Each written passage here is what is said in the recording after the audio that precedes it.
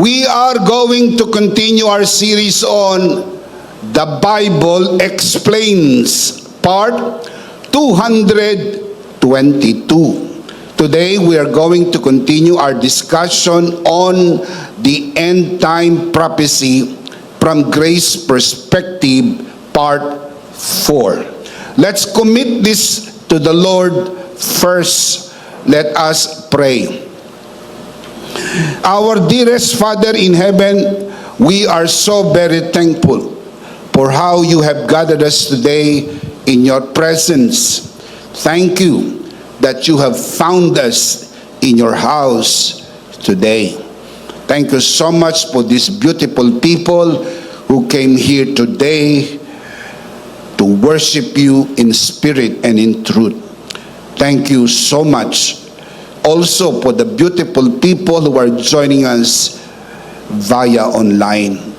Thank you that you inhabit the praises of your people, and there is nothing in the world like this.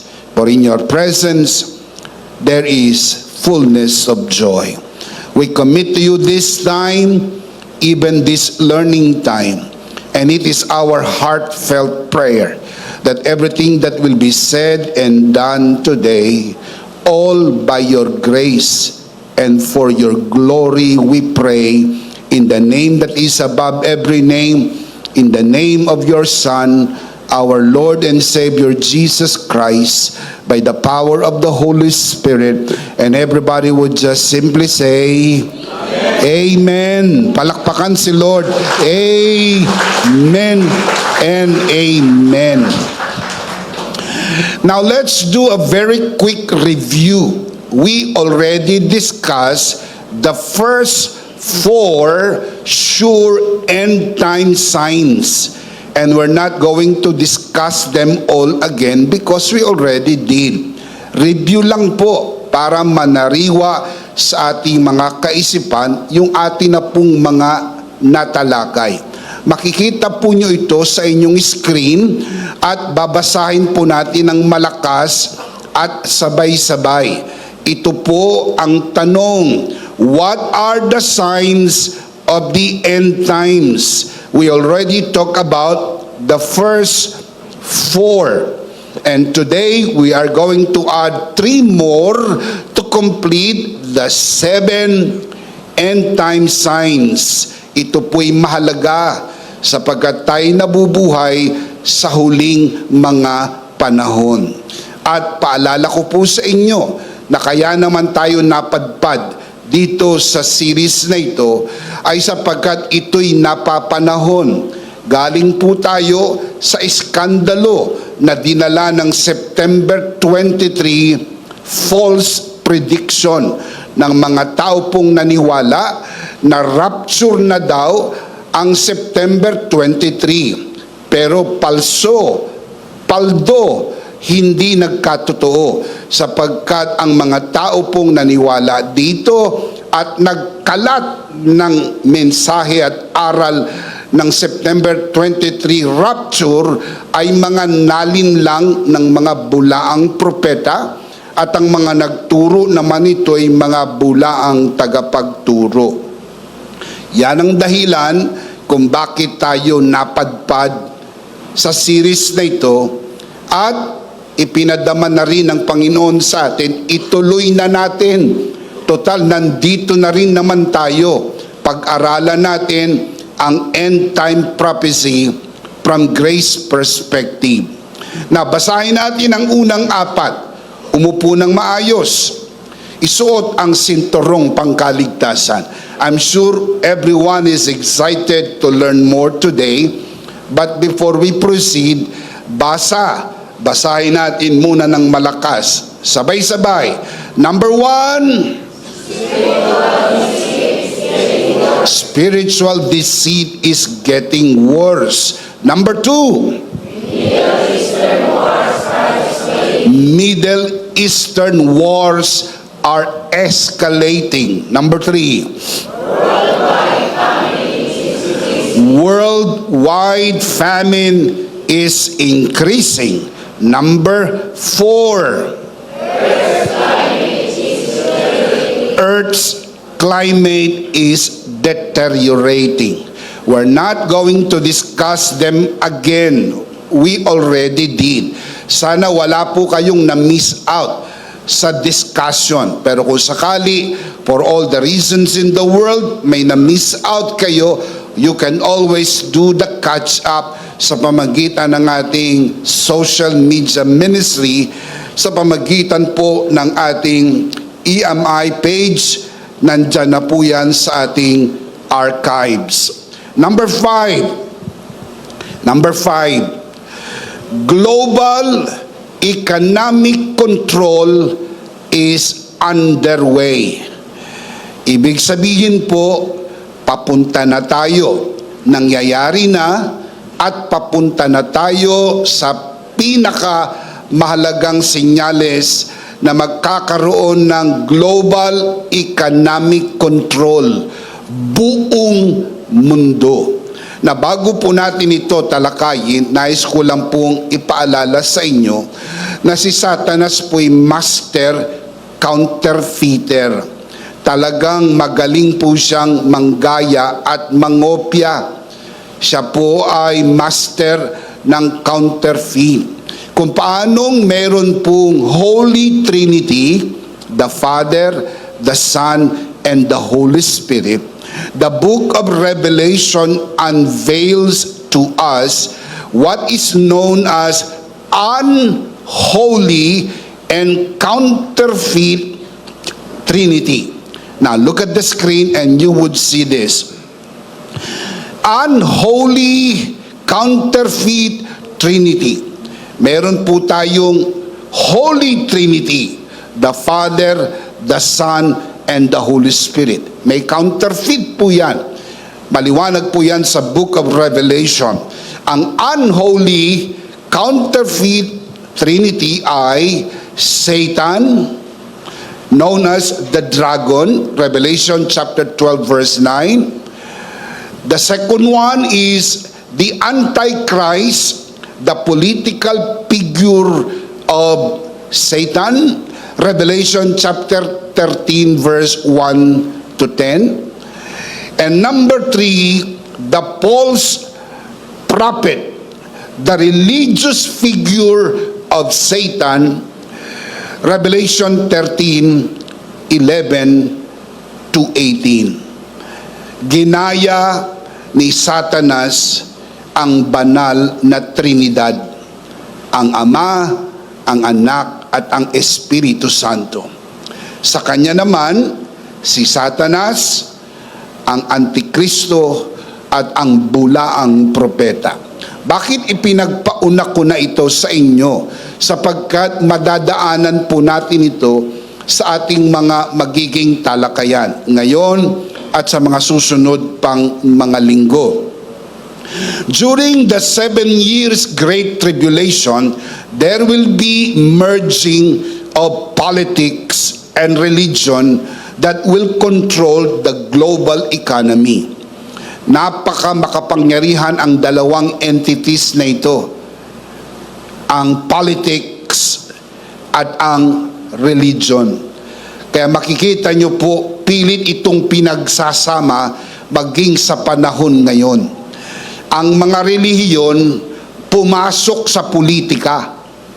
Kaya kita nyo yung mga malalaki na mga relihiyon, may mga representante saan? Sa Senado, Kongreso, mismo pumasok na sila.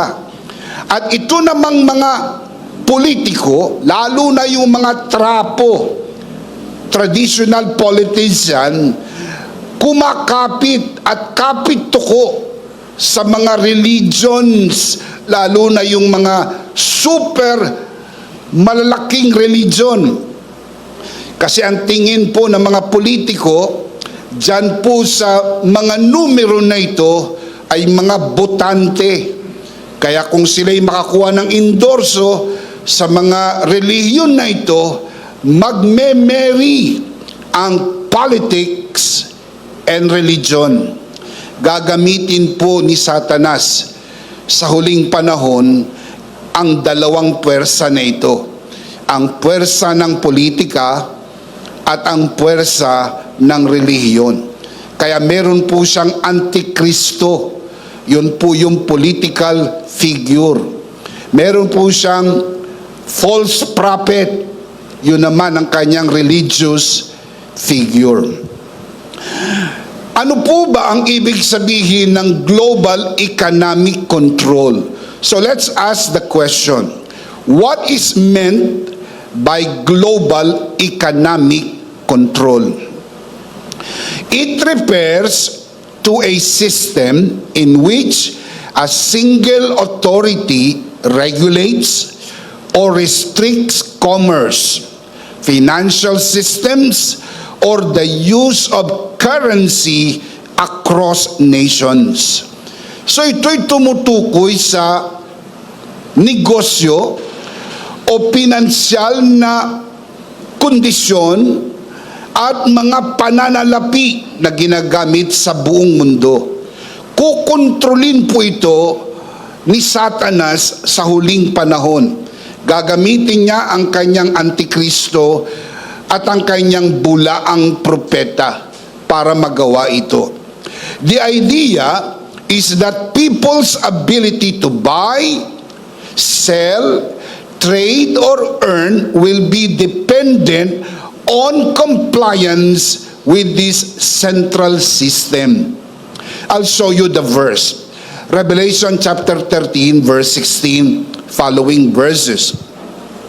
He, referring to the second beast, which is the false prophet. Ang tinutukoy na he ay ang false prophet.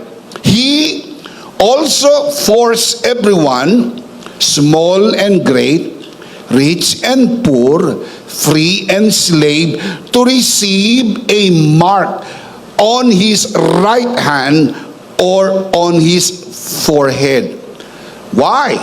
So that no one could buy or sell unless he had the mark, which is the name of the beast or the number of his name. Mangyayari po ito sa 7 years Great Tribulation. Ito po yung tatak ng halimaw or mark of the beast. Verse 18. This calls for wisdom. If anyone has insight, let him calculate the number of the beast, for it is man's number. His number is 666. Ito po yung marka ng halimaw or mark of the beast.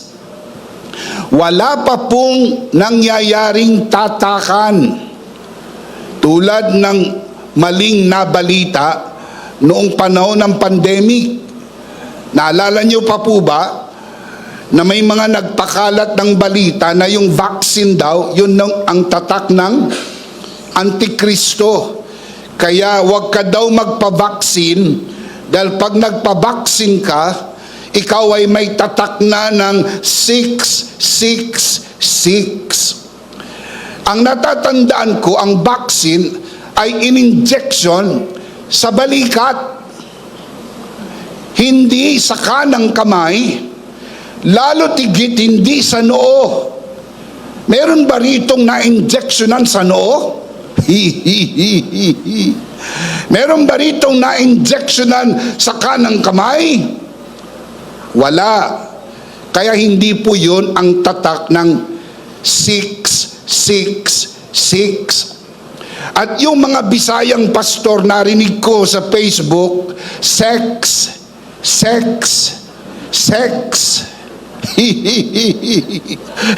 Ano man ang bigkas mo sa mga Bisayang pastor, tama rin naman yun. Basta ang mahalaga, tatak ng Antikristo, 666. Sais.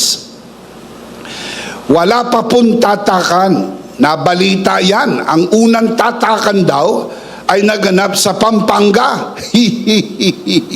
Kawawa naman yung mga taga Pampanga. Sila ang unang natatakan. ng sex, sex, sex. Hindi totoo yan. So relax lang mga Kapampangan. Wala pa kayong tatak at hindi yan mangyayari hanggang hindi muna mag-rapture. Bago mangyari yan, kukunin muna tayo ng Panginoon at mapapasa Panginoon magpakailan-kailan pa man. Come on, palakpakan natin ng malakas ang Panginoon. Come on, clap your hands. Praise God. Everybody shout, praise the Lord. Praise the Lord. Isa pang malakas sa palakpak para sa Lord. Thank you, Jesus. Thank you, Jesus. We will talk more of this when we get to the discussion of the 7 years Great Tribulation. You have to hold your horse, ha? Hindi pa ngayon natin madetalyeng tatalakayin ang sex, sex, sex. Hindi pa. I-reserve nyo po yan sa araw na i-discuss natin sa 7 years Great Tribulation. The question is, how can global economic control be implemented easily? Alam nyo, hindi pwedeng biglain yan, ha? Kasi global yan. Kaya kailangan po yan hinay-hinay. Kaya ini-introduce na po yan ngayon. In fact, mayroon na po ngayon yan. Yang global economic control, mayroon na. Inihahanda na po ang stage para dyan. Pero wala pang full implementation. So the question is, how can global economic control be implemented easily? It can be implemented easily through central bank digital currencies. Nakalatag na po yan ngayon. Marami ng mga bansa ang aktibong kasali, gumagamit. Ang iba po ay dinidevelop na po ito fully. Many nations are actively exploring, piloting, or developing CBDC, digital forms of national currency issued by central banks. This is known as cashless society. Darating po ang full implementation sa tribulation. Pero tanong ko po, meron na po ba yan ngayon? Yes. Meron na pong digital currency. Kaya kahit walang dalang pera, basta meron kang GCash at may pondo, pwedeng bumili, pwedeng mag-transact, pwedeng magnegosyo, pwedeng magbenta, at pwedeng bumili. Sa makatwid, pag nagkaroon ng full implementation sa 7 years Great Tribulation, hindi nagulat ang tao. Nakahanda na po kasi yan sa panahon ngayon. This gives government more direct oversight of monetary flow, which, if abused, well, for sure, the Antichrist will abuse it. If abused, could be used to monitor, restrict, or even block your transaction. Remember, no one can buy or sell without the mark of the beast. Economic control. Hindi ka pwedeng bumili kahit may pera ka, kung wala kang tatak ng halimaw 666. Hindi ka rin pwedeng magbenta kung wala kang tatak. Yan ay mangyayari sa Great Tribulation. Tawag po dyan, economic control globally. According to the Central Bank Digital Currency Tracker, 137 out of 195 countries, about 70.26%, or roughly 2/3 of the world, are now exploring or developing CBDC, while only 58 countries or 29.74% are not yet involved. Ang tindi. 2/3 na po ng mundo ang gumagamit na nitong digital currency. Narinig nyo na po ba ang cryptocurrency? Meron na po yan, pero wala pang full implementation. Hold your horse! Bakit po pumasok yan? Kasi gagamitin po yan sa tribulation. Ang Bitcoin is only one of the cryptocurrencies. Meron pang iba. Gagamitin yan in full implementation dito. Kaya yung mga mahilig sa crypto, ay baka talagang hilig nyo yan dahil hindi kayo marapture. Magagamit nyo yan. Yung mga pa-Bitcoin, gamit na gamit yan sa tribulation. Ako, wala naman ako niyan, kaya relax lang ako. Dahil alam ko, bago yan ma-full implemented, kukunin muna tayo ng Panginoon at mapapa sa Panginoon magpakailan-kailan pa man. Palakpakan! May kasamang hiyawan naman.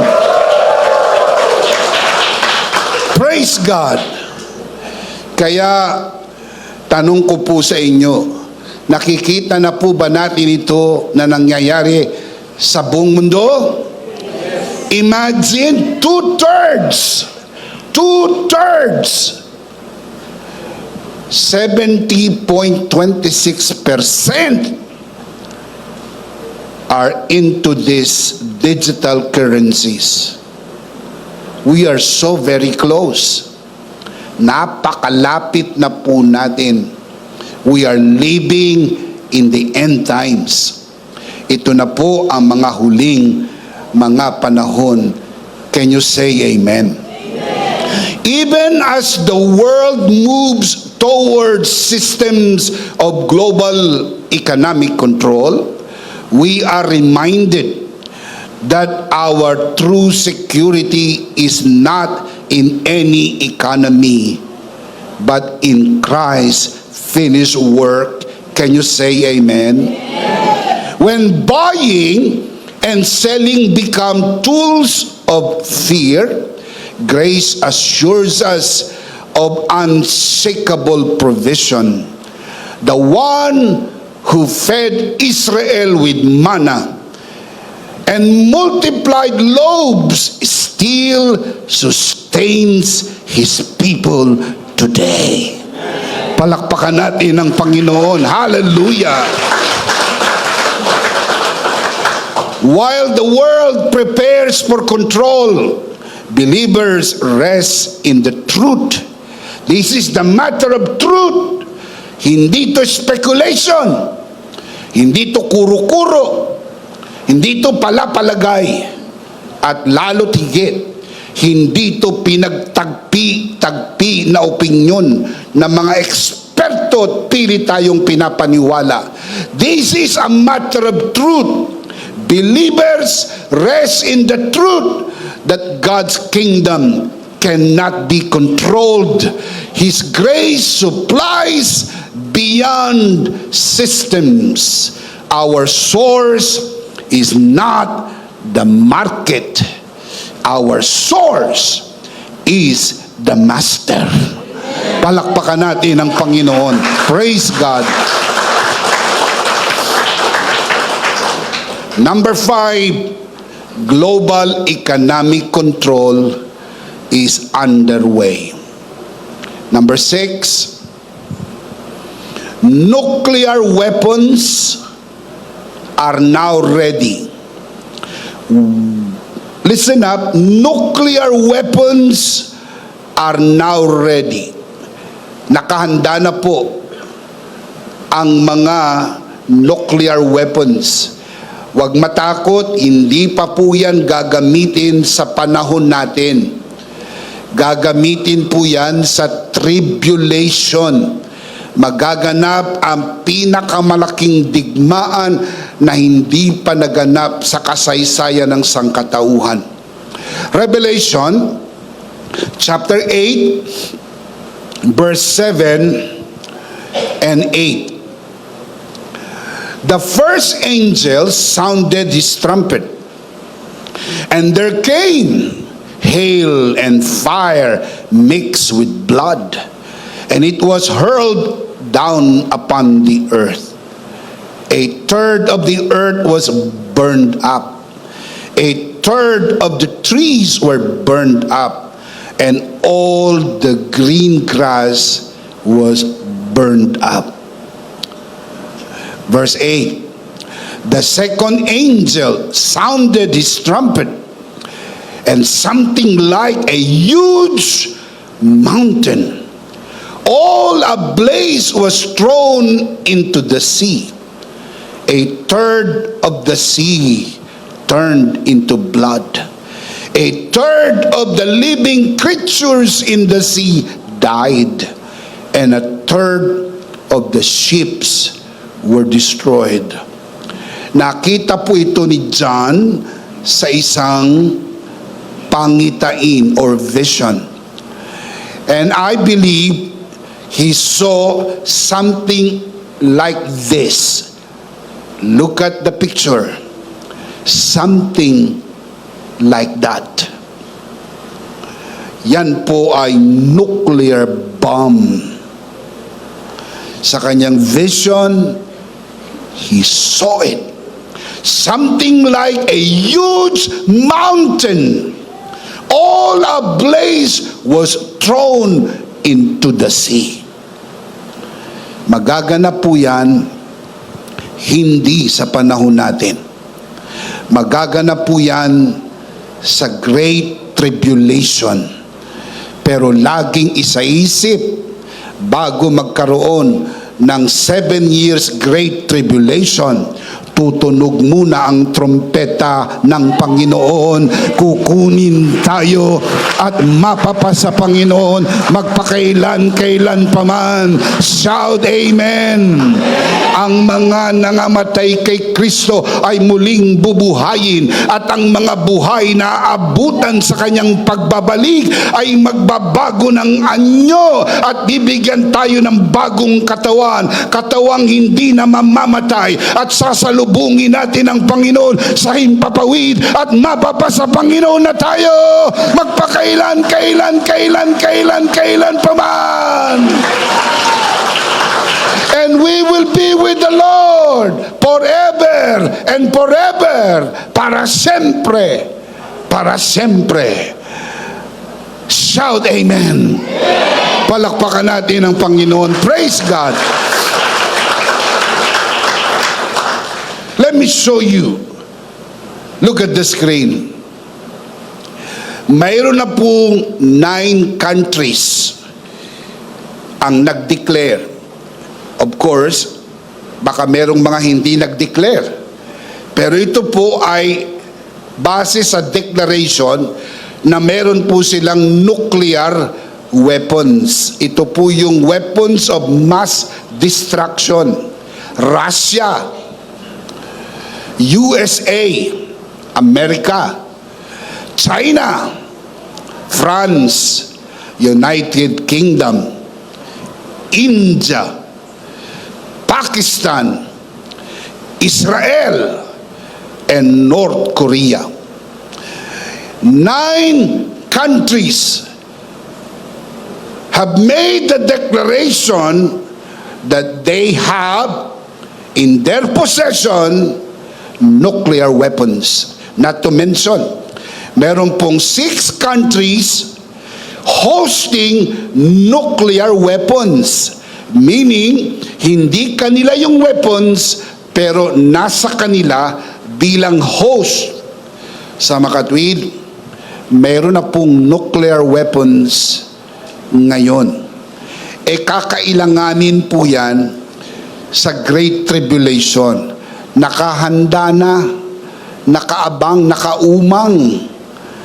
Kaya hindi na matagal yung mga sinyales sa Biblia ng end times nagaganap at nakikita na po natin.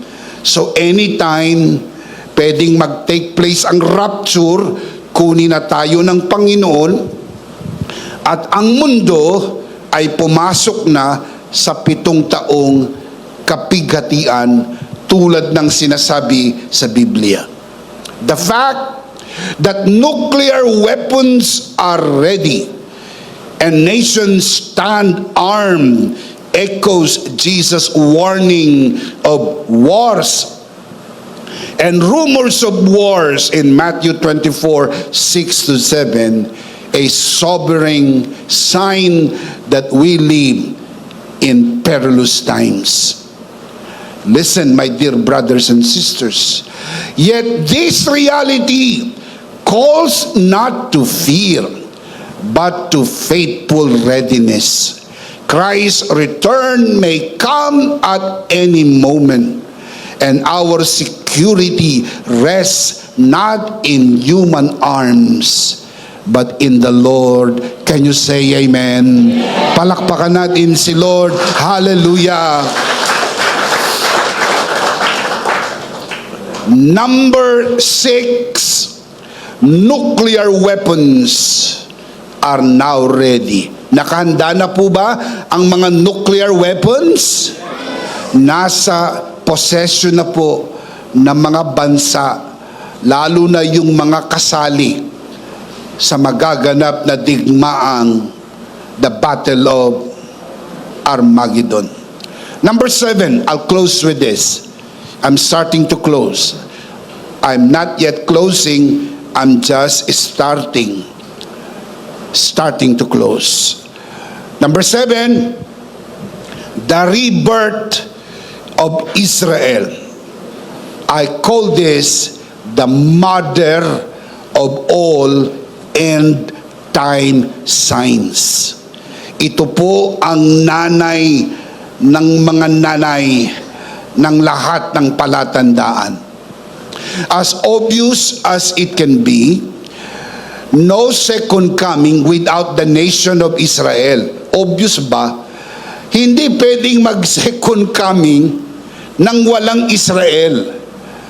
Dahil ang second coming is the return of the King of Israel.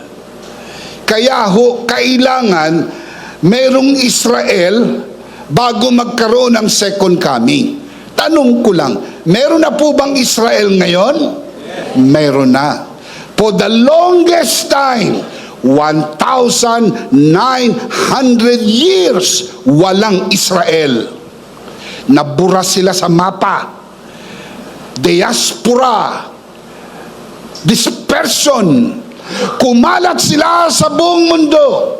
Hanggang sa dumating ang tamang panahon na sila'y ibinalik ng Panginoon sa kanilang tinubuang lupa na hindi naman tsamba, hindi nagkataon lang, hindi lang historic, but prophetic in its very nature. Kasi pag nandyan ang Israel, pwede nang magkaroon ng second coming. Let me show you the scripture. Matthew chapter 24, verse 32, following verses. Now learn this lesson from the fig tree. As soon as its twigs get tender and its leaves come out, you know that summer is near. Even so, when you see all these things, you know that it is near, right at the door. Ang tinutukoy po na fig tree ay ang Israel. Sign of the fig tree. Sabi ni Jesus, tignan nyo ang punong igos. Kapag nakikita nyo na nananariwa na ang sanga at bumabalik na ang dahon, malapit na ang summer. Ganon din naman, pag nakita nyo ang mga ito, malapit na, gaano kalapit, nasa pintuan na. Narito na po bang Israel? Wala pa. Narito na. At ang Israel, ang tinutukoy na fig tree. I'll show you the scripture. Hosea, chapter 9, verse 10. Letter A. I found Israel like grapes in the wilderness. I saw your fathers as the first fruits on the fig tree in its first season. Tinawag po sa Biblia ang Israel the fig tree, and the fathers, referring to the ancestors, as the first fruits. By way of illustration, ginamit ni Jesus ang fig tree to illustrate Israel.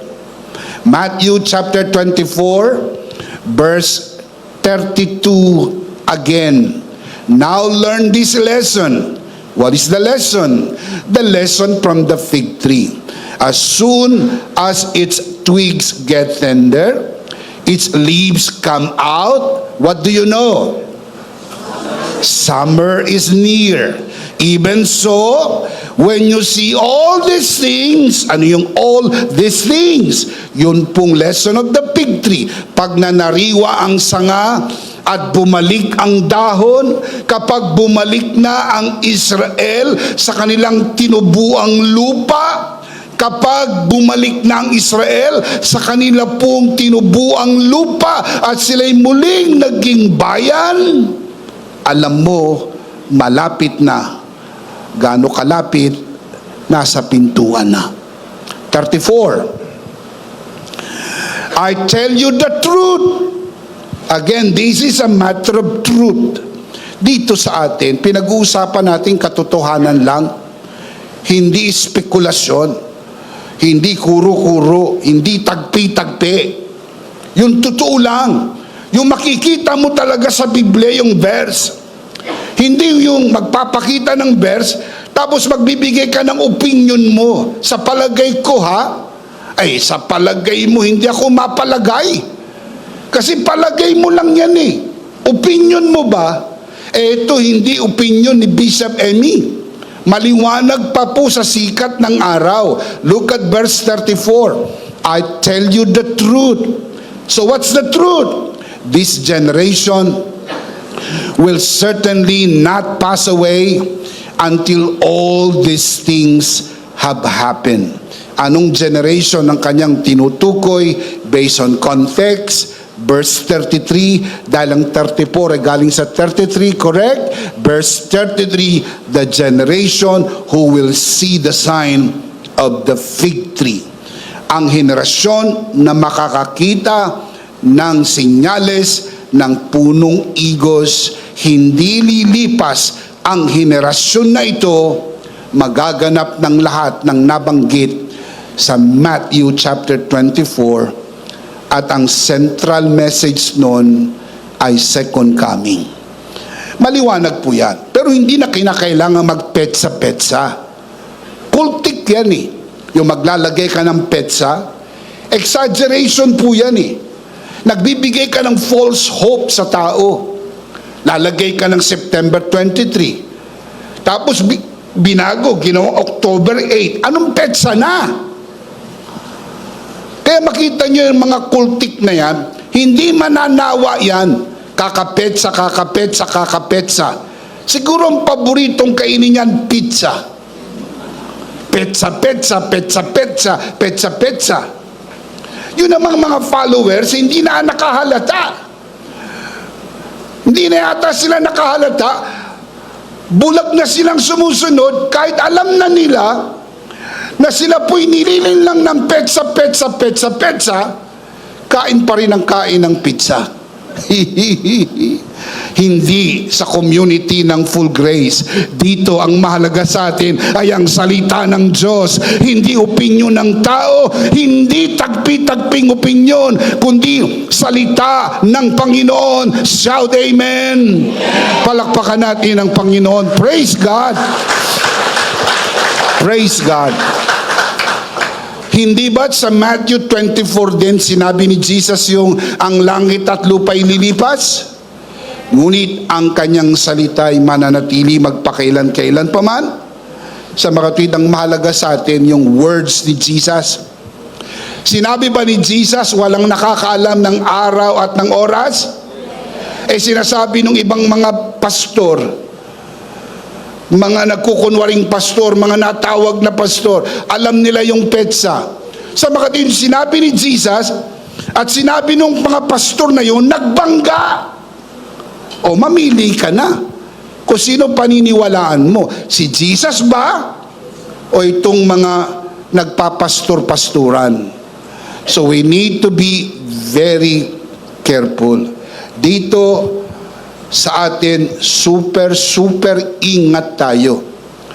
Hindi tayo tumatawid sa mga linyang hindi para sa atin. Ang petsa, ang araw at oras, hindi para sa atin. Reserbado ito para lang sa Ama. Sapat na sa ating malaman, malapit na. Kahit kailan yan, nakahanda tayong sumalubong sa Panginoon at mapa sa Panginoon magpakailan-kailan pa man. Palakpakan natin ang Panginoon. Can you say amen? Hindi na po kinakailangan pa tayong magpetsa-petsa, sapagkat in Christ, we are always ready for His return. Can you say amen? You need to keep in mind that there was no Israel for the longest time, 1,900 years, until May 14, 1948, the state of Israel was born. Powerful, isn't it? Kung ano yung inihula ng Biblia, nangyari na. Kaya po ito'y katuparan ng hula. Ang punong igos, mananariwa ang sanga, babalik ang dahon, malapit na ang summer. Ganon din naman, pag ang Israel ay bumalik na sa tinubuang lupa, malapit na ang second coming. Ito ang clue.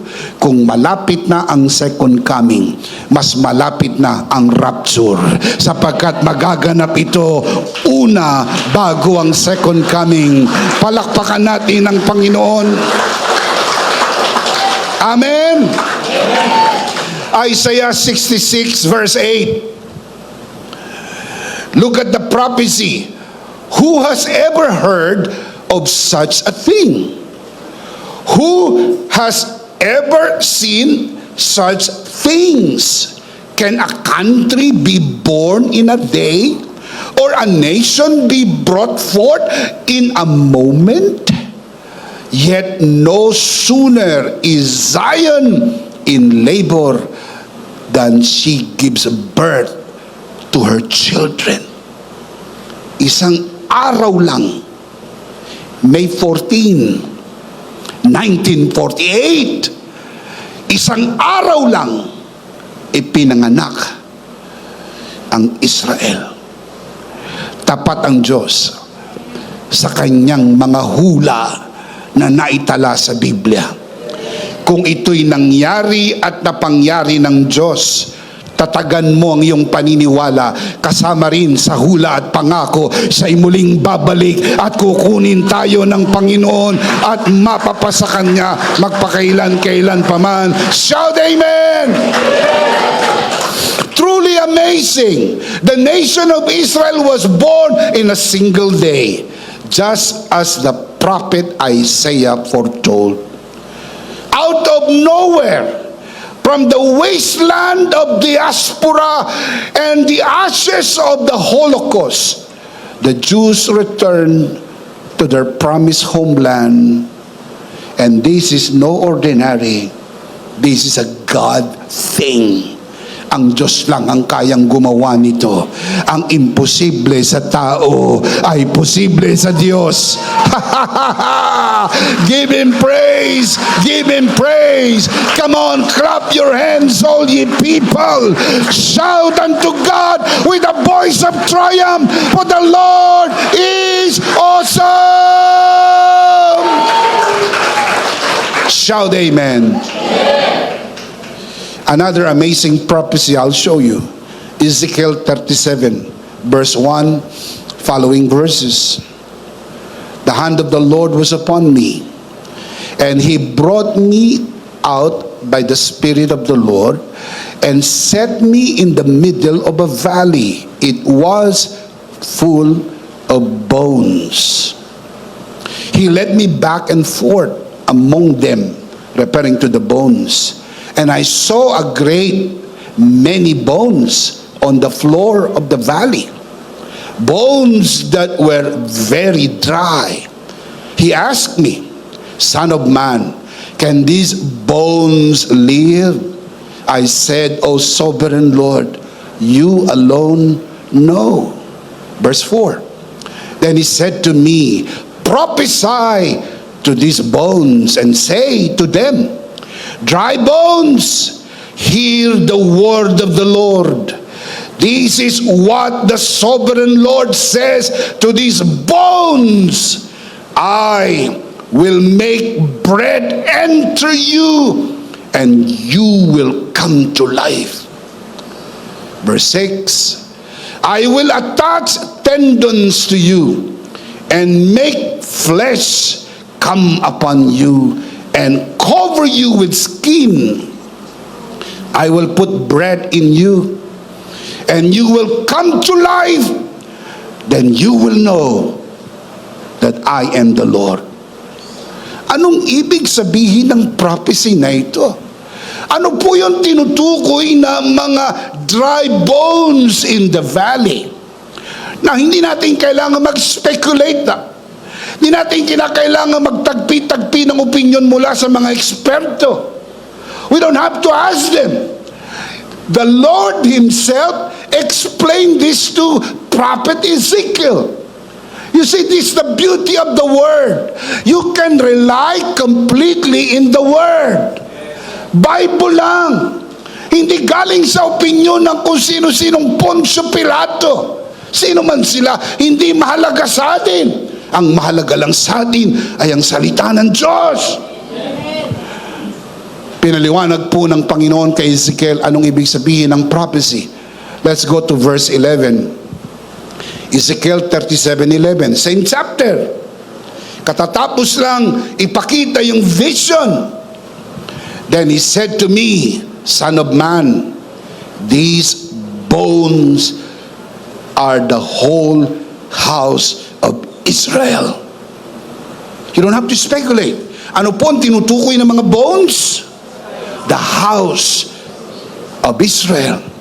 They say, our bones are dried up, and our hope is gone, and we are cut off. For the longest time, 1,900 years, nabura ang Israel sa mapa. No Israel for the longest time. Look at verse 12. Therefore, prophesy and say to them, this is what the sovereign Lord says. Oh, my people, I am going to open your graves and bring you up from them. Look at the last line. I will bring you back to the land of Israel. Oh God, maliwanag ang salita ng Diyos. Kapag inihula ng salita ng Diyos, sigurado kayang papangyarihin ng Diyos dahil makapangyarihan ng Diyos. Praise God. Praise God. Dry bones represent the whole house of Israel. Son of man, prophesy to these bones. My dear brothers and sisters, exactly May 14, 1948, Israel returned to their homeland. And on that beautiful day, Prime Minister David Ben-Gurion reads Ezekiel 37 has been fulfilled, and the nation of Israel is hearing the footsteps of the Messiah, Hamashiach. Ang Israel ay naniniwala na yung nangyari nung May 14 ay fulfillment ng Ezekiel 37. Of course, they do not have any idea that it was Jesus who will come again, but at least we know for sure, because we know the Bible, ang muling babalik ay si Jesus, ang pinatay sa krus ng Kalbaryo at sinibat ang tagiliran, namatay, inilibing, pagkatapos ng 3 araw ay muling nabuhay at buhay magpakailan-kailan pa man. He lives! He lives! Christ Jesus lives today. He walks with me and talks with me along life's narrow way. He lives. He lives.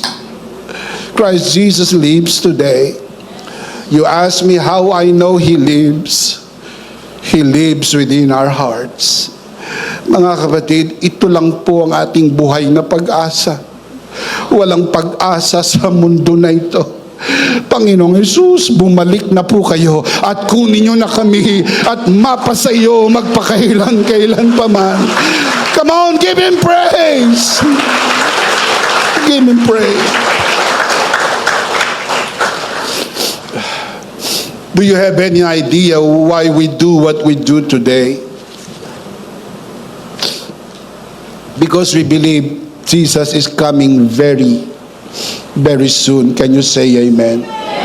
Dahil malapit nang babalik ang Panginoon, nais nating ikalat ang pinakamagandang mensahe, ang mensahe ng kanyang biyaya, ang grasya ng pagligtas ng Diyos. Dahil hindi gusto ng Diyos ang sino man ay mapahamak, kundi maligtas at magkaroon ng buhay na walang hanggan. Shout amen. This is the reason why we do what we do. Nararamdaman din natin ang pagod, pero pinalalakas tayo ng biyaya ng Diyos para abutin ang buong mundo. Abutin ang sino ang pwede nating abutin. And from the bottom of our hearts, Bishop Emmy, Pastor Joe, my whole family, the church and EMI as a whole would like to thank you so much for partnering with us. Maraming salamat po sa inyong faithful giving. Salamat po sa inyong prayer. Salamat po sa inyong support. Salamat po sa pag-share ng broadcast, dahil napagtutulungan po nating ibahagi ang katotohanan upang mailigtas natin ang mga tao sa kapahamakan at huwag madaya ng mga bulaang propeta, bulaang guro at mga nagpapanggap ng mga tagapagturo pero nililin lang ang marami. Salamat sa mapagpalayang katotohanan. Palakpakan natin ang Panginoon. Praise God. Praise God. Let's see them again. Kompleto na po ito. 7 end time signs. Let's read them out loud. Malakas po. Sabay-sabay, because these end time signs are very important. Ready? Number one, spiritual deceit is getting worse. Number two, Middle Eastern wars are escalating. Number three, worldwide famine is increasing. Number four, Earth's climate is deteriorating. Number five, global economic control is underway. Number six, nuclear weapons are now ready. Number seven, the rebirth of Israel. Look up here, look up here, look at my eyes. And those of you who are watching this broadcast, you can say this in your heart of hearts. Ang mga ito po ba'y nangyayari na sa panahon natin? Yes. Ibig sabihin, we are living in the end times. Now, let me close by giving you the life application. Now that we know all this, how should we live?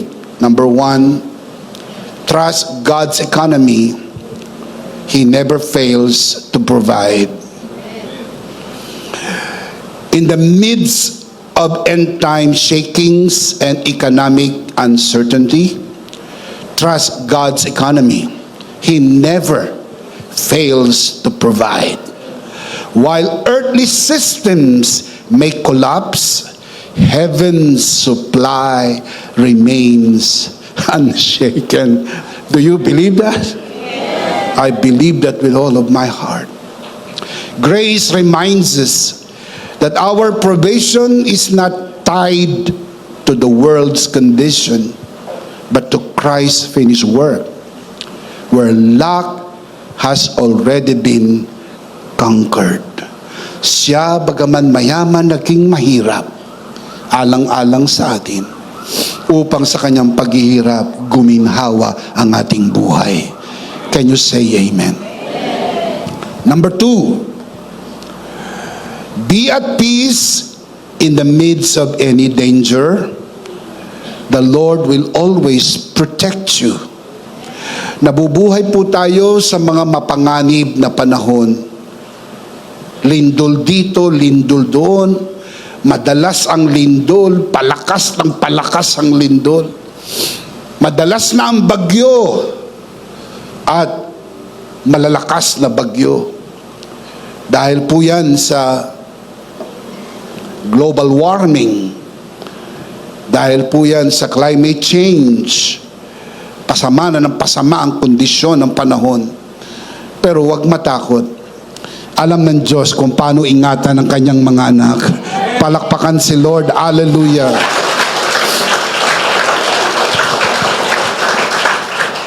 Be at peace in the midst of any danger.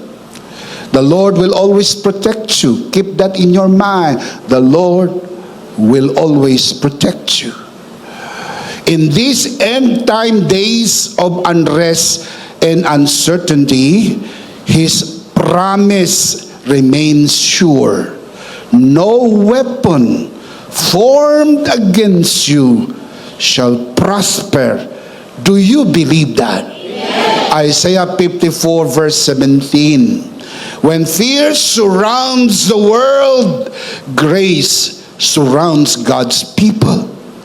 Our safety is not in circumstances, but in Christ, whose finished work secures our peace and protection for how long?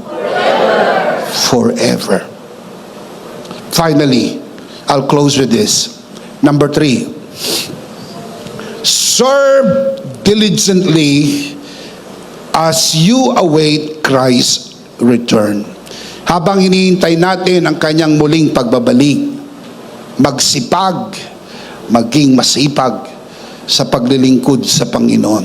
Hindi para mamerito o mapremyuhan ang pagsama, kundi dahil sa inirigorado na ikaw ay kasama. ikaw ay siguradong kasama. Can you say amen? Serve diligently as you await Christ's return. The signs of end times remind us not to withdraw in fear, but to abound in grace. As Paul wrote, always, not sometimes, not many times, always give yourselves fully, not partially, not partly, but fully to the work of the Lord, because you know that your labor in the Lord is not in vain. 1 Corinthians 15:58. Grace empowers our service, not striving, but responding in faith and love to the one who is soon to come. Can you say amen? Let's see them again. 3 life application, malakas. Sabay-sabay, basahin po natin ang 3 applications. Ready? Number 1.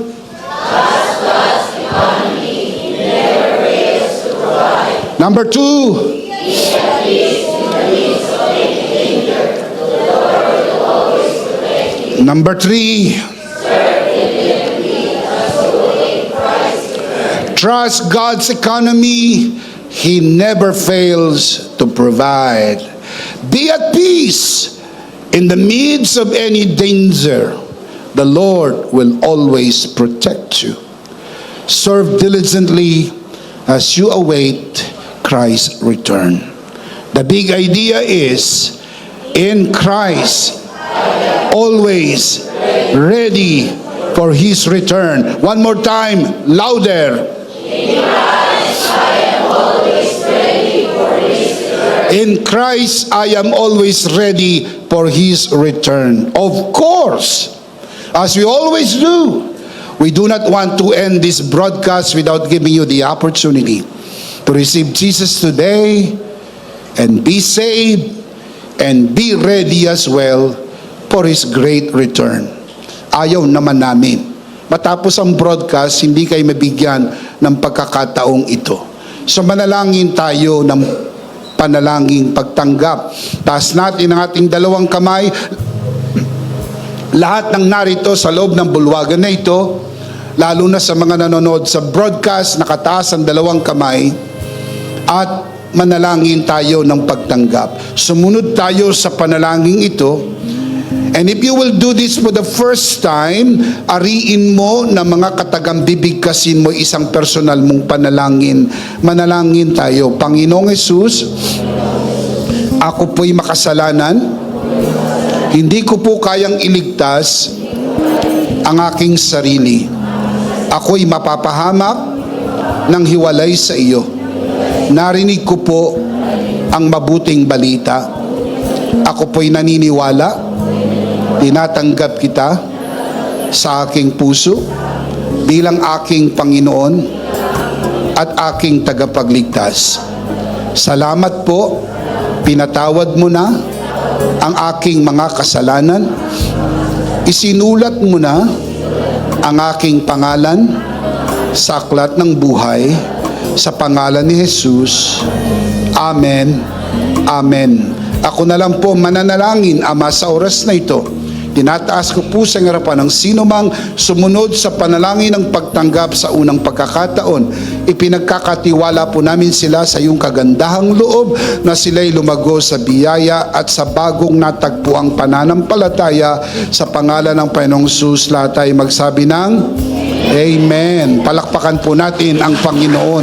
Amen and Amen.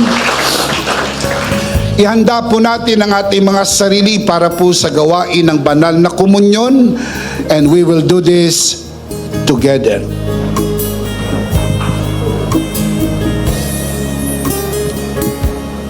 All right, let's do this together, mga kabiyaya.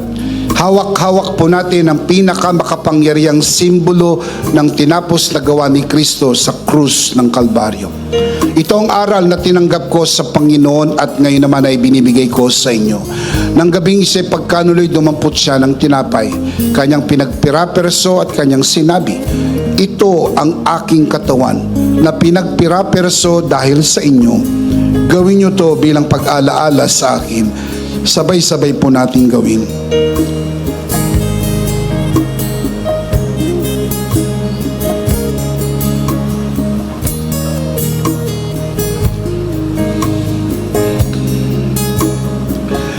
Gayon din naman matapos maghapunan ay kanyang hinawakan ng saro at kanyang sinabi, ito ang saro ng bagong tipan na pinagtibay ng aking dugo.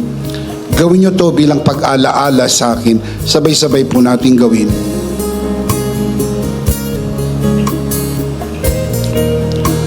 Sumunod po tayo sa panalangin ito. Nakataas ang ating dalawang kamay.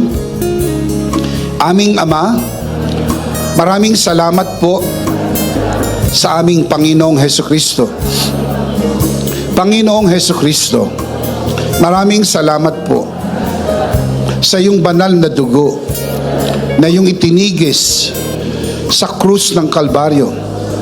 Dahil po dito, lahat ng aming kasalanan ay iyong nang pinatawad. Maraming salamat po sa iyong katawan na nabugbog at nasugatan. Dahil po dito, lahat ng aming sakit ay iyon ang pinagaling. Gaya ng nasusulat, sa iyong mga sugat, ako'y magaling na. Ako'y naniniwala, ako'y magaling na. Aking dinideklara, ako'y magaling na. Ako'y malusog, malakas, masigla, pinagpala, pinaburan, at mabubuhay ng mahaba. Sa pangalan ni Jesus, maraming salamat po, Banal na Espiritu, sa iyong kapahayagan sa mensahe ng biyaya. Sa pangalan ng Panginoong Jesus, Amen. Amen. Palakpakan po natin ang Panginoon. Malakas na palakpak. Minsan pa, sabay-sabay, ano po ang big idea?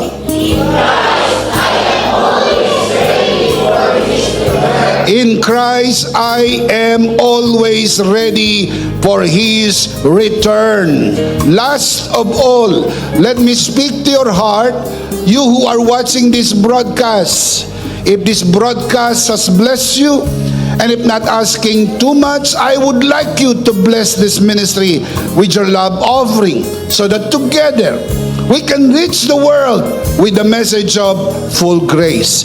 And from the bottom of our hearts here at EMI, we would like to say thank you for giving to the Lord. We'll see you next Sunday, prayerfully on site, but definitely we'll see you again online. Ako po si Bishop Emmy, kasama po si Pastora Jo at ang kabuuan ng The Lord's Community and EMI broadcast. Maraming thank you. Stay a bit for more announcements. Stay blessed and stay connected. Always remember, in Christ you are forever. Sarito!